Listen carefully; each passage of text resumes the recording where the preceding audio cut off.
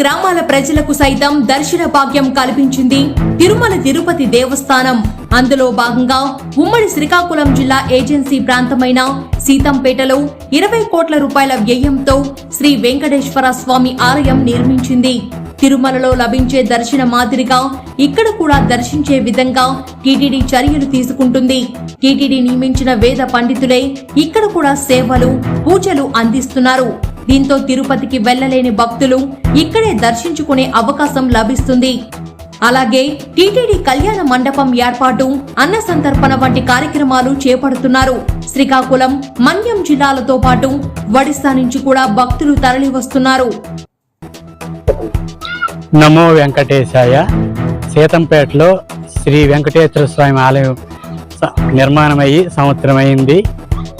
ఇక్కడికి గిరిజన ప్రాంతాల నుండి చాలామంది వచ్చి వెంకటేశ్వర స్వామిని దర్శించుకొని ఎంతో ఆనందాన్ని పొందుతున్నారు. అలాగే శ్రీకాకుళం జిల్లా, మన్యం పార్టీపురం జిల్లా పక్కనే ఉన్నటువంటి ఒరిస్సా రాష్ట్రం నుంచి కూడా గుంటూరు, పర్లాకం నుండి కూడా వచ్చి స్వామిని దర్శించుకుంటున్నారు.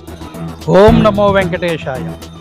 కలియుగ దైవమైనటువంటి శ్రీ వెంకటేశ్వర స్వామి మన గిరిజన ప్రాంతంలో సీతంపేటలో వెలిసి ఉండడం ఇది ఇక్కడ ప్రజలు చేసుకున్న అదృష్టం అని నేను భావిస్తున్నాను.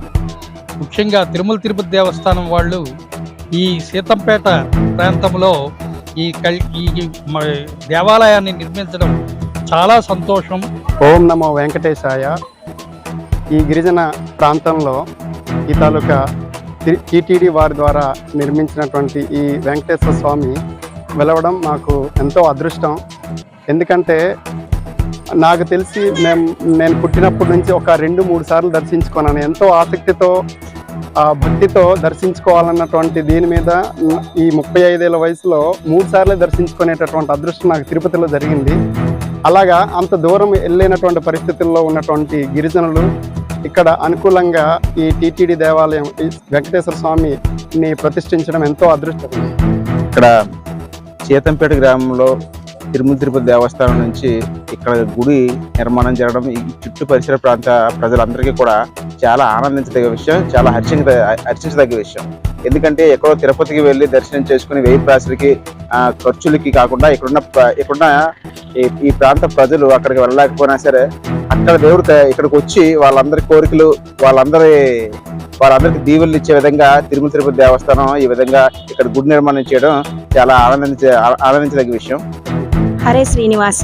నా పేరు జానకి అండి.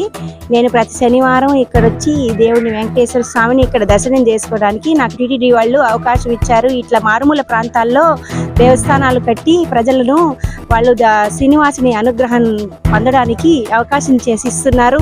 చాలా సంతోషం.